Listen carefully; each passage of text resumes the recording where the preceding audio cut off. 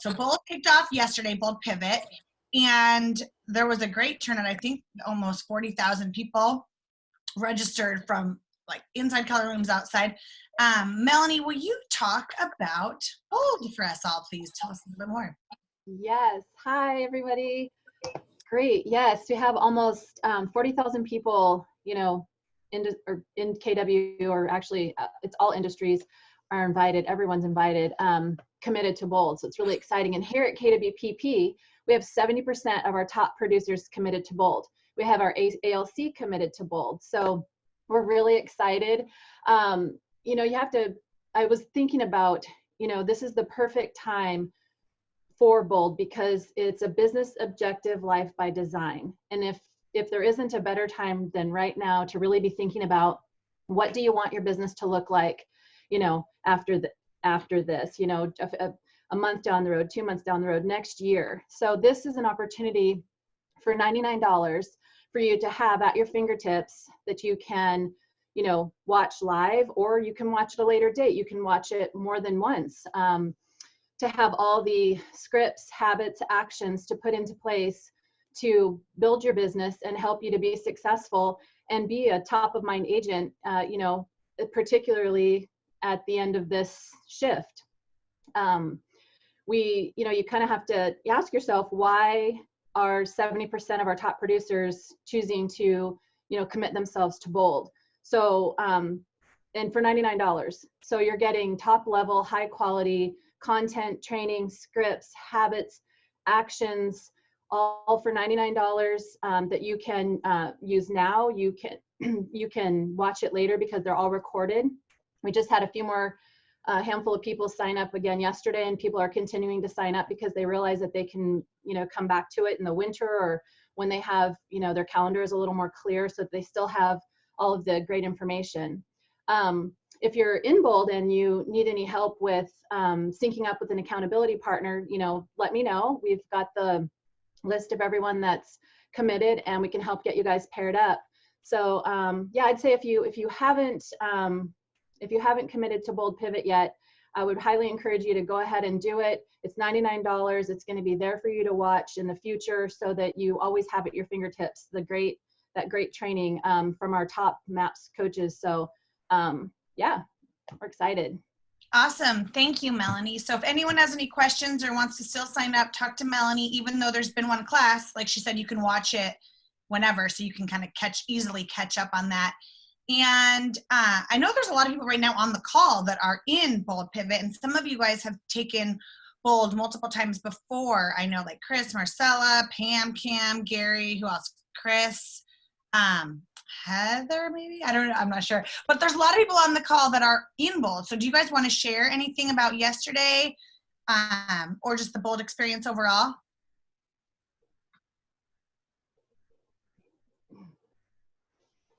Chris, you've done Bold multiple times, right? Yep. I don't even know how many times, honestly. Maybe 5? Awesome. 4? I don't know. Will you tell everyone a little more about that? About what? About why you choose to do it again and again, and the value it brought to you. I think there's several reasons. I think one of the main reasons for me is it gets me motivated and kind of puts me back in a different headspace to push forward. Yeah. And I think that's honestly why I signed up for this one, because I just, we're home and it's nice to stay connected and just kind of have people reiterating over and over and over again the things that you need to do. I mean, we hear it all day long, but sometimes it just takes that one person, that one speaker that speaks to you as an individual and helps you keep motivated. Great. Yeah. I love that. Right. Even if it's information we've heard or some of it that we've heard before, the mindset gets you in that right frame of mind, especially as business starts to pick up and, our office opens up and things like that. I think it's great to get in the right headspace. Anyone else, Pam, or anyone else want to add anything about Bold? Sure, I'll add. I think I agree with Melanie. It's just like the perfect time. I mean, Chris too, like it definitely gets you back in the mindset you need. But just off of what Melanie said, I feel like this whole thing, I mean, we have our ups and downs. It's like the stages of grief. I think I've heard that we're all going through. Like, you know, one minute I'm scrubbing the baseboards with a Q-tip, and the next minute I just want to have a shot of tequila. But so I feel like I have this like up and down, like emotional. And this past week, I think it finally got to me where I just was feeling a little bit like, yeah, like unmotivated and just what's next. And I felt that stage of grief that just is kind of, I honestly just wanted to stay in bed. It was just not good. So I felt like Bold came at the perfect time, because when I got on the call yesterday and, you know, the coaches and just everything that I think it's going to be, and yesterday was great. And that 2 hours, I mean, it flew by because everything, I was taking notes, and it just felt, the timing of it, I think, couldn't have come better for that feeling. And that, you know, like you said, Melanie, it's about business, but it's also about your life and just in the moment. And it's taking it to the place that we're all currently in and what we're experiencing. So I'm grateful that it came at this time, because I could still be in bed. Love to hear that. Love to hear that. So yeah, even just having an accountability partner, right? Even at the most basic level. Which, speaking of which, we have a lot of new agents in Bold, and some that haven't even joined us all the way yet, right? So those agents might need some help finding an accountability partner. So if you are an agent with a little more experience, or you don't have an accountability partner, reach out to Melanie, and she can help pair you guys up to make it the most worthwhile experience. So as we kind of talk about activity picking up and getting in the right mindset, Mark Schultz talked a little bit last week about the lockbox activity in the Portland area and how it's, you know, has picked up month over month. But we wanted to show you a little bit deeper, and I'm going to pass it over to Mike in a sec, but a little bit deeper of the week over week and how things have been increasing just on a weekly level. Mike?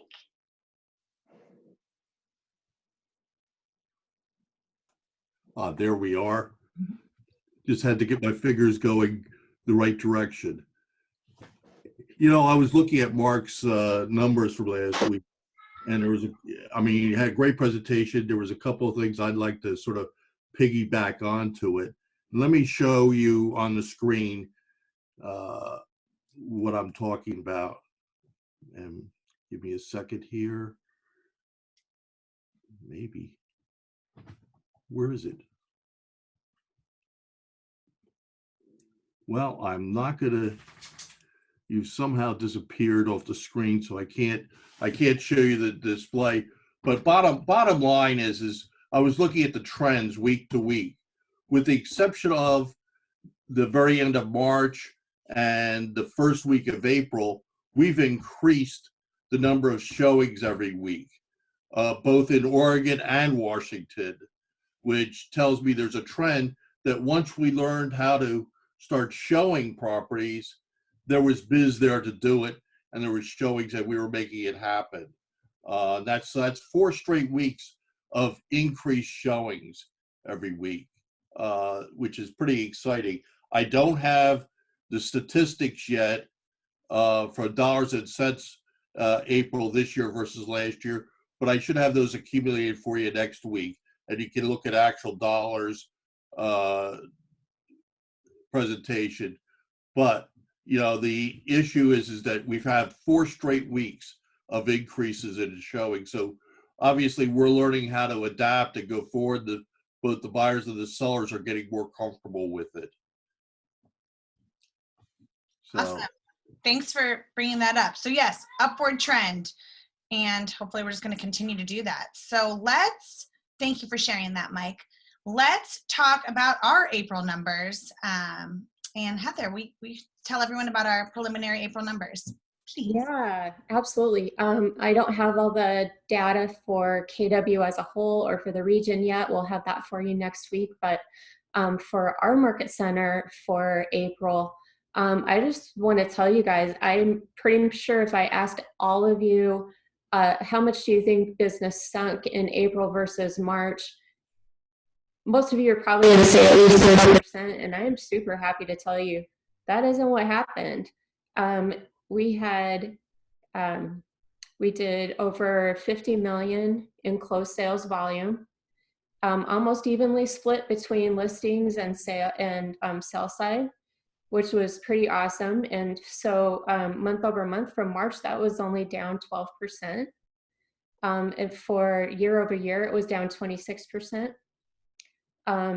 So that was pretty awesome, because I think everybody would have expected it to go so much, I mean, even further down with us being in quarantine, the city as a whole being in quarantine, but it just really demonstrated how you guys just got your business switched into a different gear and turned around and kept things moving forward. And that was really fantastic. And that's something that we were talking about as a staff, was that that's one of the things that Keller Williams is really just designed for. We have so many different tools and resources to help our agents, no matter what the market conditions are. And the company just threw it into high gear and got us the information that we needed to make this transition as quick and as smooth as possible.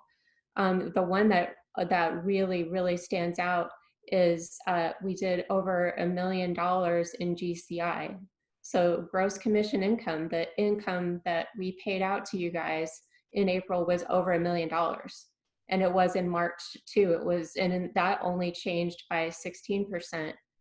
That is really fantastic. I mean, how many companies out there can say that in the middle of a pandemic quarantine lockdown, their agents got over $1 million in income? That's pretty stinking amazing. You guys are awesome, and you're out there and you're doing this business and you're making it work, and that's really impressive. And I just want you guys to take a moment and feel really proud of what you've accomplished. Yes, congratulations, all of you, for working so hard and earning that. Dwight, you want to add anything? I was just going to add, with drops of 15 or 20 or 25%, even 30%, it's possible that individuals are in what I've always called veins of business and veins of activity where they wouldn't even notice that, right? We have plenty of people in the office that are busier than ever right now. And so that's the challenge. If you think in terms of, the analogy of being a miner, and you're in a cave and you're pounding away trying to find that vein of gold, some people have found the vein of gold and they just keep chipping away at it, and they're super busy and they don't know that there's been a downturn because their business is going crazy. I think Daryl Bodle would say that, right? Heather, I think Daryl's like crazy busy right now and getting checks like crazy. Yeah, he has been. So he's figured out how to do it, where to do it, things to say, and he's closing like crazy. His team is closing a lot of deals right now. And I think Mark is in the same vein, Cricket, some others that are doing really, really well right now. So keep in mind, in a 10, 20, 30% downturn, there are plenty of people that won't even notice it because they are doing the right things and they're working with the right people. Right, and a downturn is an opportunity for a redistribution of the market share. So if you have the right mindset, the right attitude, keep going. So yeah, and the other thing to bear in mind is you're out there doing deals with other agents, and this is information that you can share with them. Hey, our business hasn't dipped. I mean, ours is so far it's still completely within the realm of normal. I mean, as far as normal is right now. And if their companies are feeling a massive slump and they're starting to demonstrate that fear mentality, this might be a really great time to think about coming over here so they can take advantage of all the tools and resources that we have available. Yeah, I would put this another way too. If you think about a 16% drop, today it's due to Corona, right? But in the past, in these downturns that I've worked through, that amount of drop could be due to the interest rates going up a quarter, 3/8, a half over a month or two. We've had plenty of cycles in my life where the rates have gone up 0.5% in 30 days or less.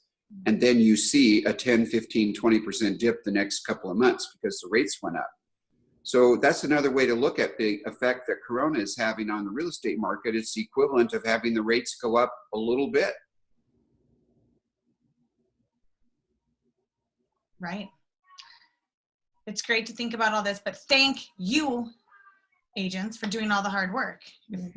Without you, there wouldn't be those numbers and those results. So it's the right, you having the right attitude, the right actions to continue going.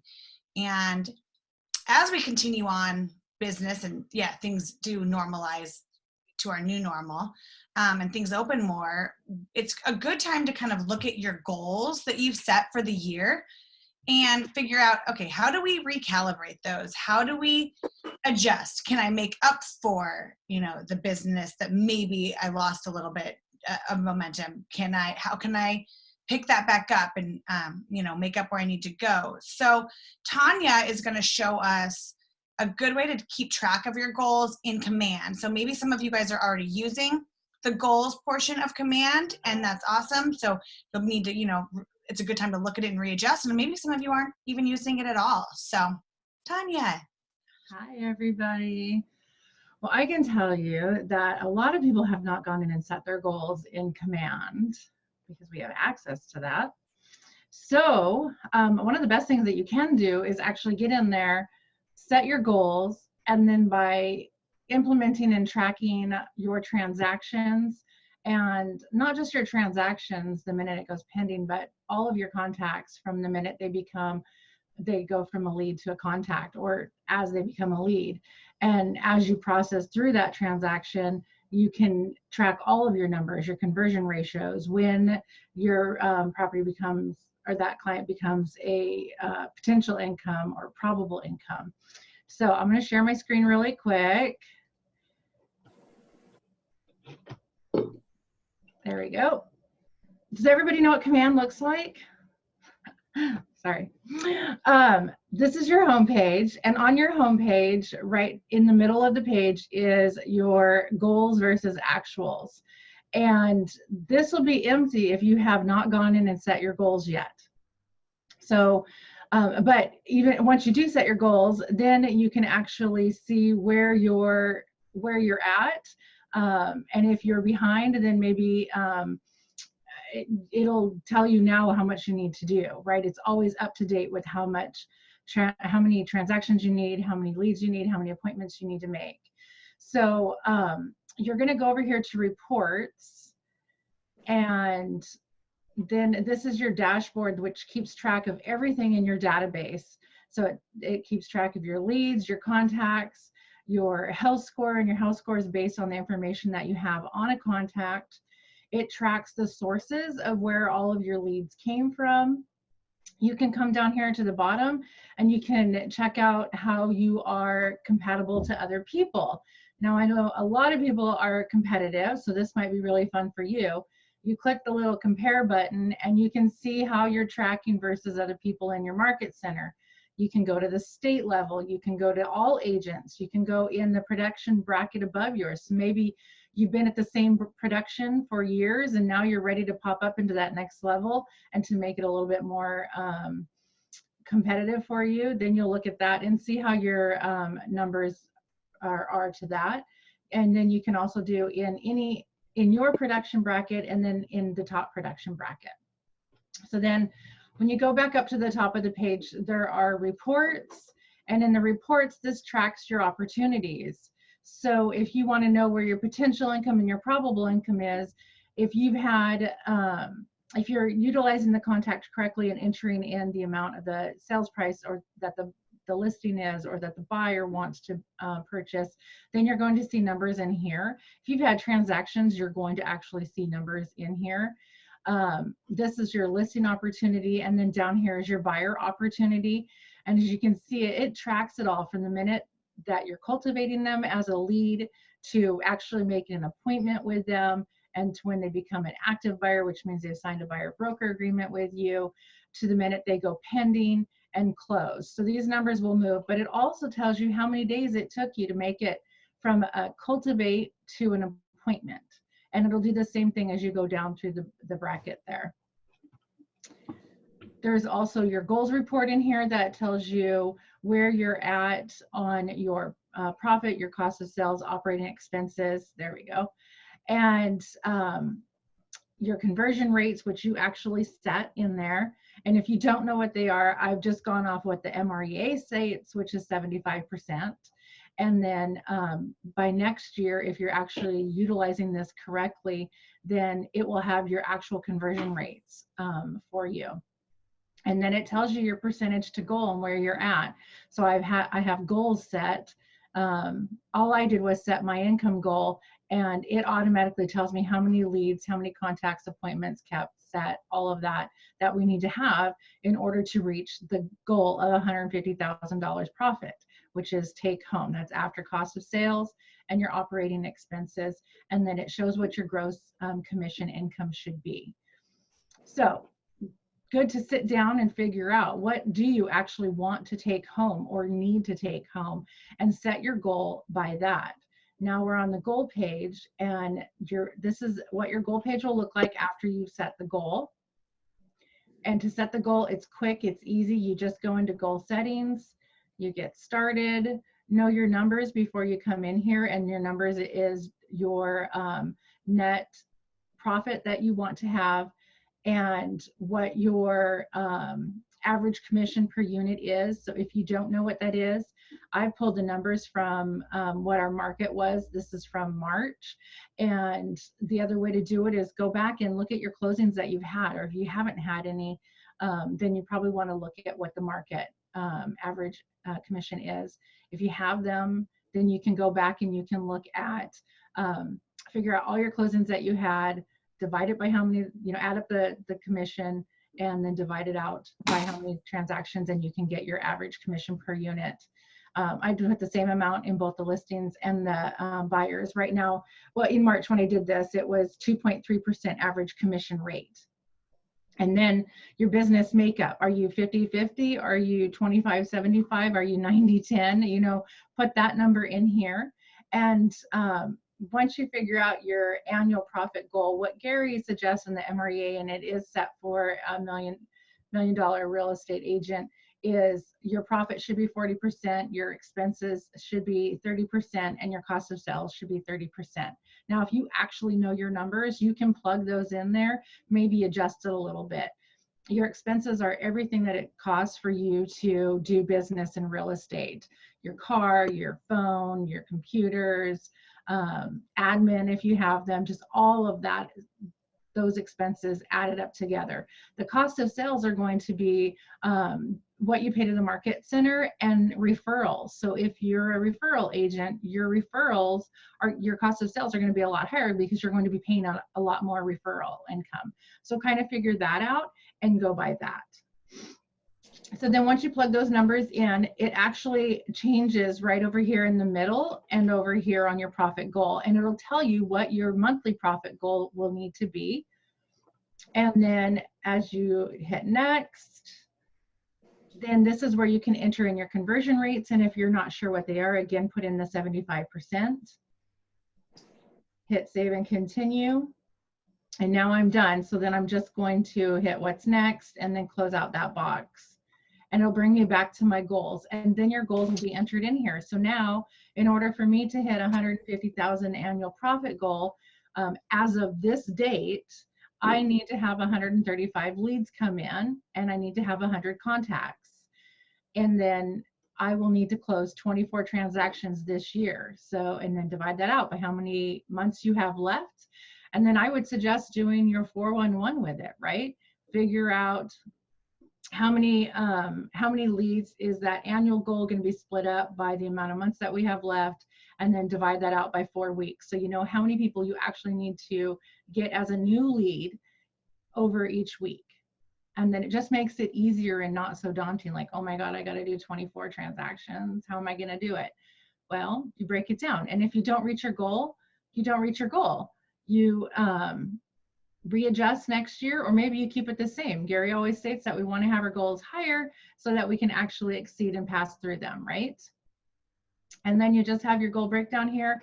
It shows your activity breakdown by how many emails I've sent, notes that I've made, neighborhoods that I've searched or that have been searched, smart plans that are being sent out, calendar events that I've created, and then other.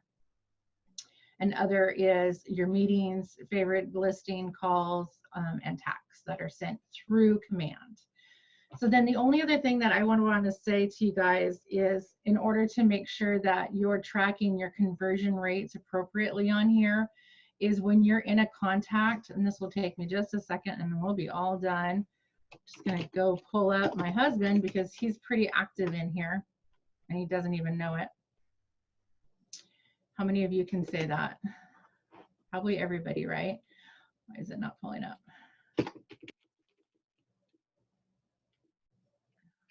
Okay. Apparently there's a few Scots in there. Okay. So then you've got your contact, and when you have an offer, as soon as you have a lead, they become, and you talk to them, as soon as you've talked to them, they become an opportunity. So you're going to create an opportunity on them. And once you create the opportunity, then you really want to pay attention to the boxes that are within it and editing the details. So you're going to edit the details on the main general information. And as you go through the transaction, I'm going to put in here how many months from the time I met them that they're probably going to buy a home. You're going to put in the estimated close date that you're thinking. So even if they're a brand new buyer and you think these guys are probably going to buy a home in the next 6 months, go out 6 months, put a date in there. And then once they schedule an appointment to meet with you to become a buyer, you put that date that you actually scheduled the appointment in. So I'd put the 1st, and then the actual date of the appointment, we'll say it's the 15th. And then when you actually get them to sign the listing agreement or a buyer broker agreement, you want to come in here and you want to put that date in so that you can see the conversion rates. And then the minute they go under contract, you want to put that date in here. And then what the close date is, and then the listing price and your commission. Having all of that information in there is going to get you all of your conversion rates. It's going to move your probable income, your potential income, but without having that in here, none of that is going to work for you on the backside. And it's so easy, and it does it all for you. Alex, how many spreadsheets do you have to do this? 3. See, now you have 1. Tanya, we have a question from Linda about if they're buying and selling, how do you keep that organized within the contact activity? So the contact is separate from the opportunity, right? The contact is the person, and every opportunity is a transaction with them. So if they're buying a home, there's going to be an opportunity transaction. If they're listing a home, that's going to be another opportunity. So you have separate opportunities in there, and it all is listed under that person. And then I saw her privacy settings. Yes, it is only visible to you. We share that question with everyone since it wasn't on the chat. Yeah, Linda asked if there's any privacy settings on this. So is it only visible to the agent? Yes. If you're on a team, I'd have to look at Alex's, but I believe the Rainmaker can see all of their team members' goals because they hopefully are setting them together anyways, right? And, I have a question about the opportunities portion. Yes. I've been a little confused on what to do. So when we have a listing, that's an opportunity. But say that goes under contract and then it sale fails. Mm-hmm. Do we start another opportunity with the same listing then? Yes, because it's a new buyer. Okay, so what about the paperwork portion of it? Because I've been a little confused on that. I mean, would we resubmit all the listing paperwork again? On the listing side, no. The listing side, you should only have to submit once. Chantel, can you speak to what you see on your end? I don't deal with the transactions. Yeah, the listing you can leave alone. It's just the new, and it depends on whether you're going to use commissions or not, because you can, well, you should be starting a new one depends on if you're double ending it, I guess, because you can make new folders that sit behind folders for new sales, things that terminate. And then it can all be in that same one. But if you're double ending, you need to have a whole separate opportunity for that other person. Okay, I guess just what I found is with creating another folder, it didn't allow me to submit it. But that's, I guess, a whole nother thing. Weird. I can see them and I can tell when I'll have to look at it because there must be something wrong with that specific one. Because when it comes to me and it's got multiple folders like that, but you've looked in a folder that is not the active folder, that's the one that comes up for me, is whatever you last were in. And then if I close it out and I go back, it pops back up for me because I didn't go into what was submitted.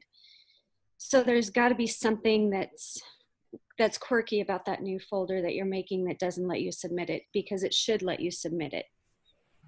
Okay, I just wanted to be sure about the opportunities and creating all of that stuff. So thank you. Okay. That's a good question, Lacey. And maybe Chantal, you can speak to this a little bit further. So if people have listings, just to keep things cleaner on the reviewing side, because we might see more sale fails as we continue on, should they be creating a separate opportunity then for the sale of the listing in case it sale fails, and so they're separate? Only if they're double ending it, I believe. That's a good question for Heather too, because she's involved in the tracking of that for the commission side of it. And I think it has to do with whether or not they're using the commissions tabs or not using it. Yeah. And we're kind of moving toward, once we're in commissions completely, then yes, they need to have a separate opportunity for that sale that they're double ending. But if they're not double ending it, I don't think it matters, does it, Heather? The commissions tab is linked to the parties involved in the transaction. It's not linked to the property. So there's going to be a separate commission submitted for the listing opportunity and a separate commission submitted for the sale portion of the opportunity. So if you're double ending it, you're still going to have to submit 2 different commissions. But if you're not, you can use the folders, additional folders within the same opportunity for the listing.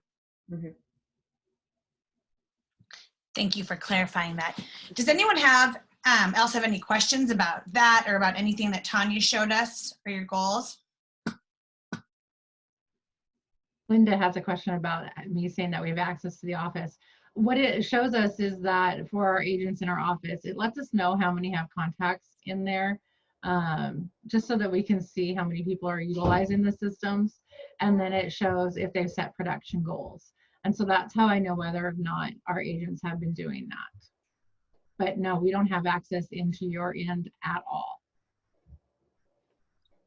Just a yes or no. Have they set production goals? So, because we're looking at it from more of just a command utilization.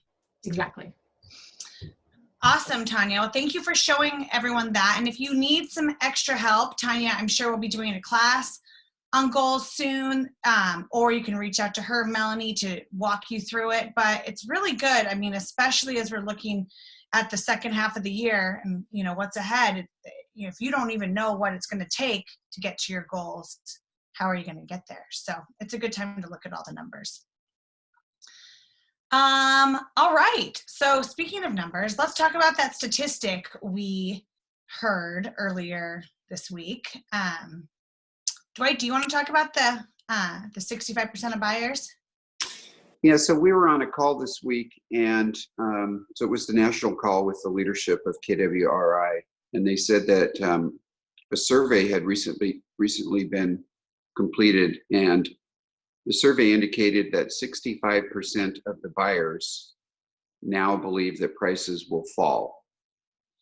And so when we talked about that as a staff, we thought, okay, well, if that's the case, we should be talking about our responses as realtors. And so that's what this next section is about, is how do we deal with people that say, because I'm getting a lot of this right now, especially from young buyers, friends of my kids, and they're trying to decide if they should buy right now. So the millennials basically. And so I know what my answers are, but I think this is, they all have concerns about prices going down and should they wait. So that's what we want to talk about right now. What are people saying when clients say that to them?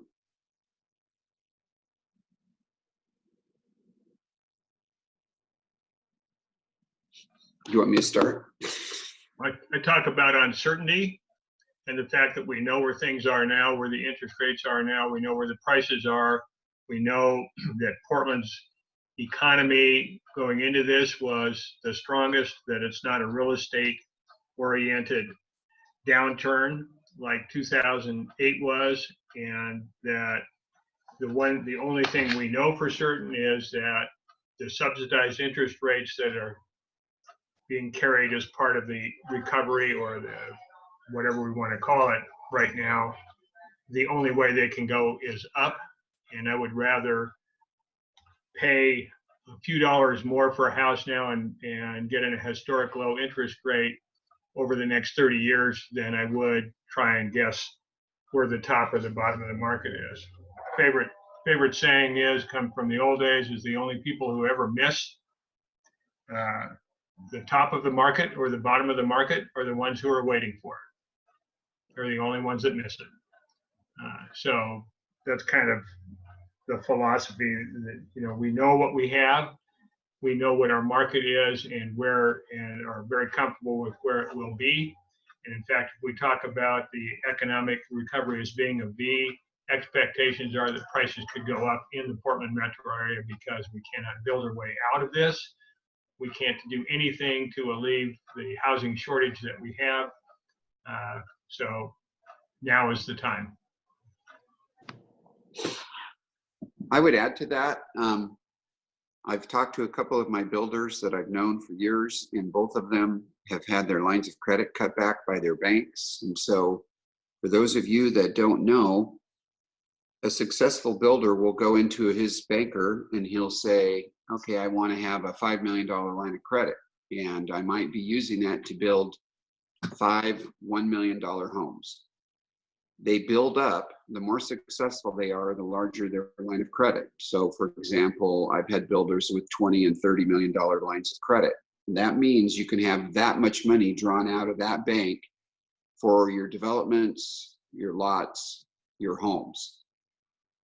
When the economy turns down and the banks get worried about whether or not they're going to collect all that money back, because the builders are, you know, some of the highest risk industries there are, because there's so much debt associated with builders' business, the banks cut them back. So what does that mean for inventory? The banks aren't going to raise their credit limits back until they know that the sales are there and that there's nothing to compete with those builders. And so now all of a sudden, from the new construction standpoint, a lot of these builders are going to be pulling back on their willingness to do a spec in this market and their ability to, because the bank won't let them even if they want to. And that means that the new construction will be a smaller portion of the overall market, and we already have a shortage of listings.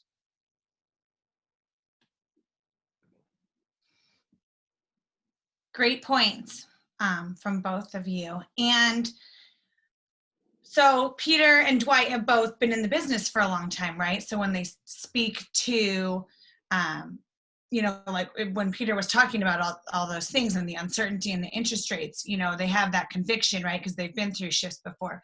So if you haven't and you're a newer agent, what could you do to convey that same confidence? I'll give you a hint. It's Dwight's favorite tool. You could look at the Altos report, right? And show them, this is the inventory. This is the number of, you know, buyers, listings, buyers, you know, you can show them the facts, right? The inventory does speak for itself, and the interest rates. Show them that purchasing power graph, right? About the purchasing power. Those are all extremely good points, but if you want to get into a little history, Case Shiller has been tracking our market forever, since 1984. And can I share my screen? Please, I know what you're going to share. It's great. Yeah. I mean, let's see if it will. You guys see anything? Yep. See the Yep. Case Shiller? Yep. So this was 2007, and the crash in 2007 was real estate driven, and we went down like 35%. if you take the peak of 2007 and say you bought your home at 2007 at the peak, and you carry it across, by January, February, first quarter of 2015, you were even again. And so somebody who's going to buy today is concerned about prices. I would say that, how long do you intend to stay in your home? Well, everybody says, well, this is my forever home, even though it's 5 years. But your price, even if our market dips, and the expectations are it might be 3 to 5% worst case, whatever this was 35%, it's going to recover quickly, and the interest rates go from 3 to 5.25, which we were in January a year ago.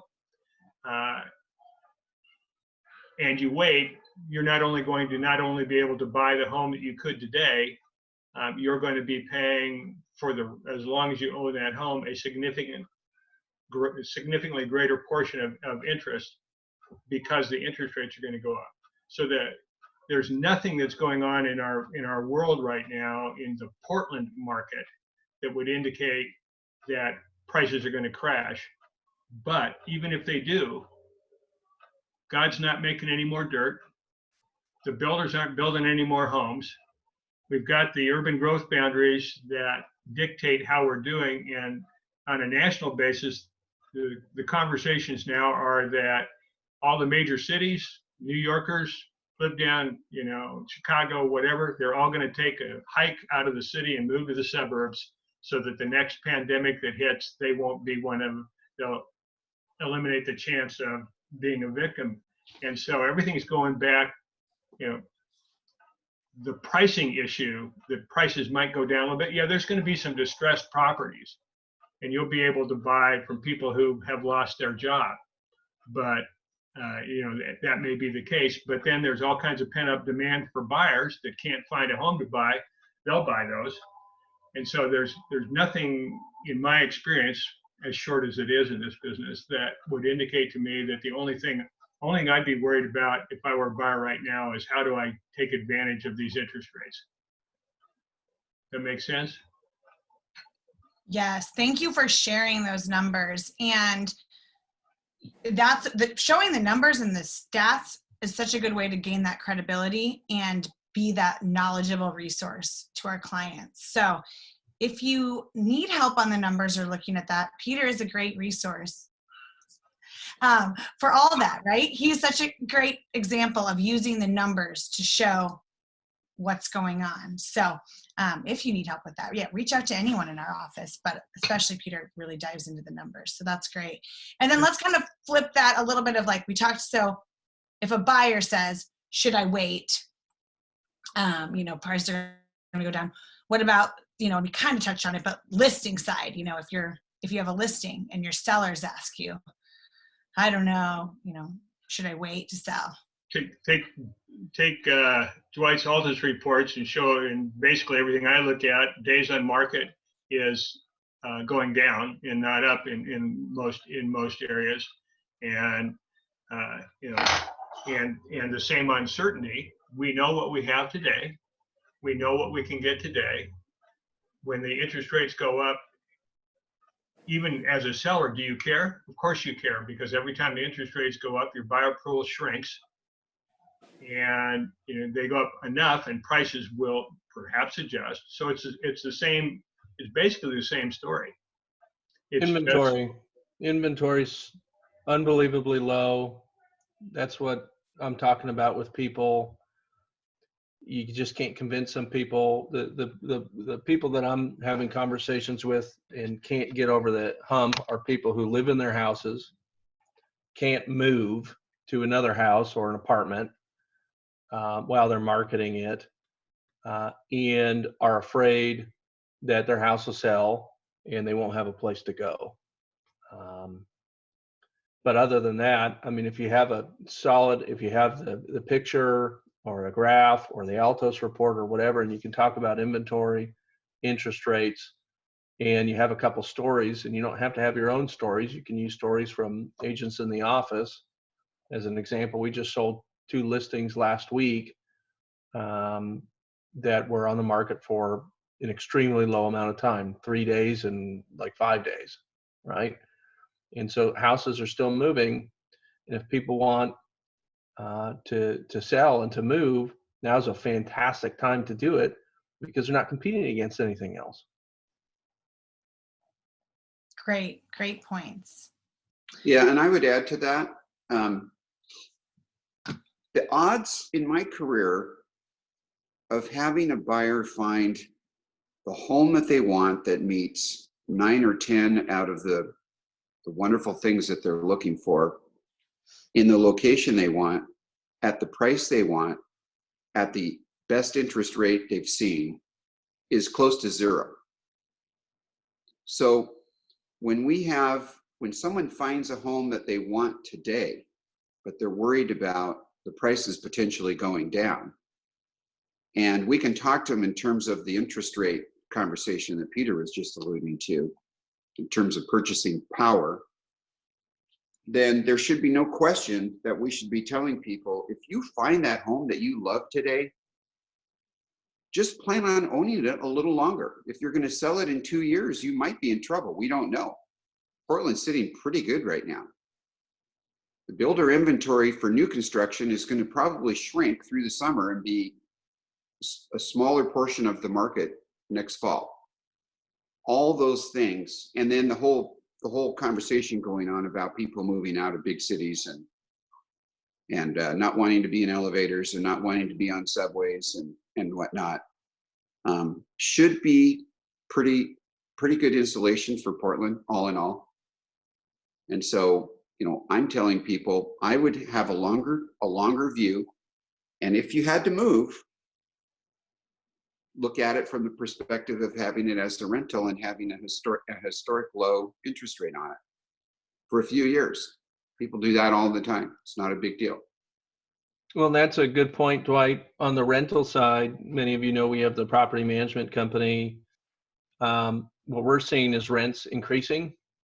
A lot of agents have referred recently rentals to us to manage, other than in downtown Portland, which has had rent decreases over the last couple of years anyway. Rents are increasing, and we're collecting 100% of the rents due. So, yeah, people who need to move and are underwater, renting is a solid option, and people are still paying their rents. Hey, Alex, quick question for you. You're quoting houses, right?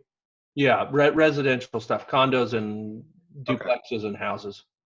Yeah, because the apartment market's a little different than that. But I just wondered. All right, thanks.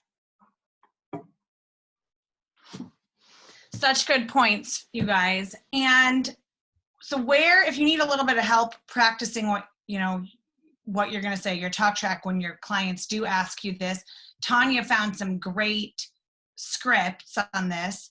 Tanya, do you want to just post those in the Facebook? You want to go through them? You're on mute. Tanya, you're on mute. Austin, you're supposed to take over when I do that. So I'll go over a few of them right now because there's only just a couple of them that I found in a Facebook group. And then we can post them on YouTube, on the Facebook page when Austin posts the YouTube link. I'll add it in as a comment. But number one, you're right. Prices may go down, but they could go up. I don't think they're going to change much unless you wait a few years. They will definitely be higher. What do you think we should do? Another one, interest rates are at the lowest right now. We are seeing multiple offers on properties. It is not a buyer's market as far as deals and steals. Based on current market stats, I don't foresee prices going down. I can't predict the future, but what are you basing your assumptions on? I understand your concern. I'm curious, if you could get that better deal now rather than later, what would that price be? Anytime you buy, you're always going to wonder if you got the very best value for your home. It is my job to help you find the right home and to advise you, but ultimately you have to decide if this is the best home, the best timing for you and your family. That's it. Great. I know there's more, like on Pivot, Shift, right? Yeah. Scripts available. On that Shift Pivot Connect page, the KW Connect page, which is the main screen. If you just go to KW Connect right now and you scroll down, there's all kinds of great scripts for, you know, if your listing wants to pull their house off the market, if you know, you're just talking to potential people and they say, oh, I just want to hold off for now, you know, different things. So there's a ton of great resources there. And then also the Altos report. If you are not getting those, you could, Pam asked, where are those scripts? So those are on, if you go to KW Connect, it's like the home page right now. It's the Pivot Shift page. And I'll add the link to the chat in a sec. Or unless Tanya, you want to just pop that link in there real quick. But it's the main page, and there's videos on there. That's where there's live streams.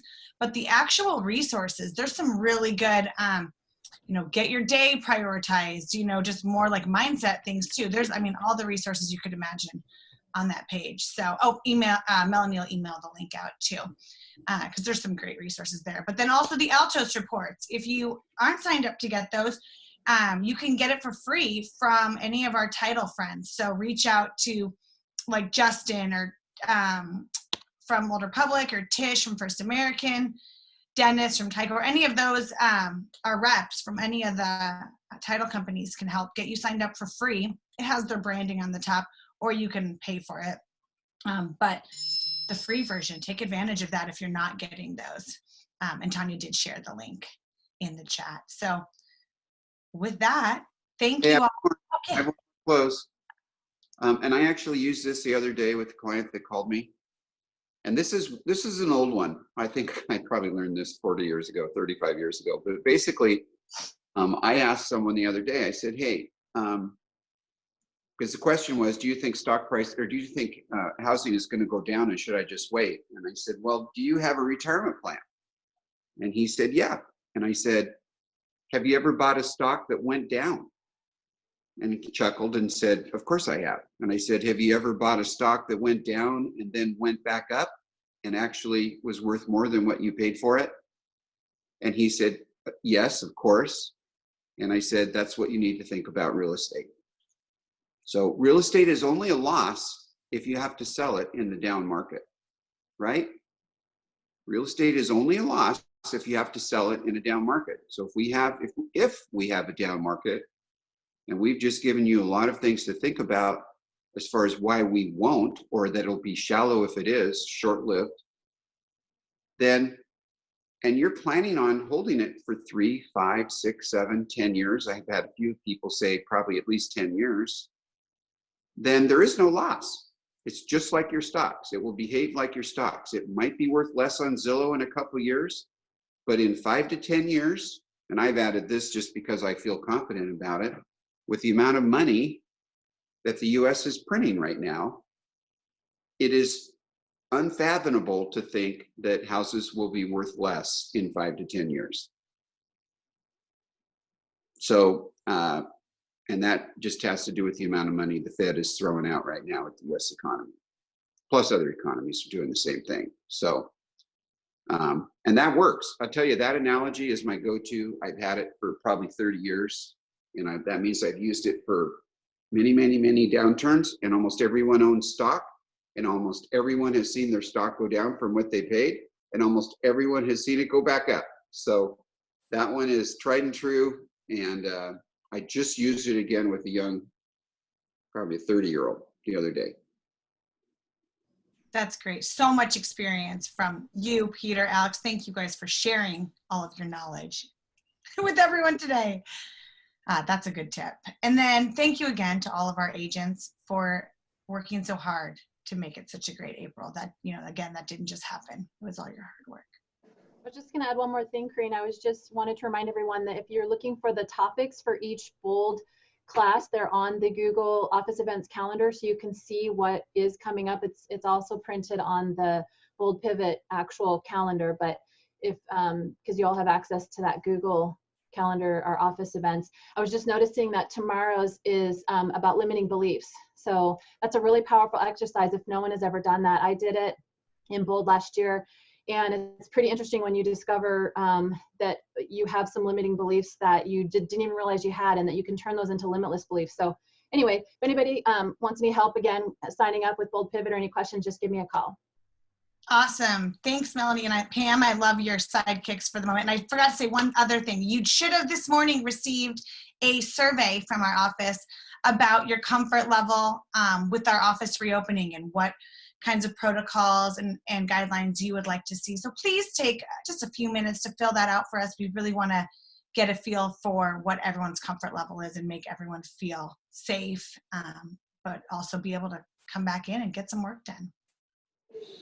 Hey, I would also add, don't forget, I think Craig Rieger's session is right after this, right? I'm just looking for it. I think Melanie put it out today. Mm-hmm. Yeah. You should have received an email from Andrea Morrison too with the link.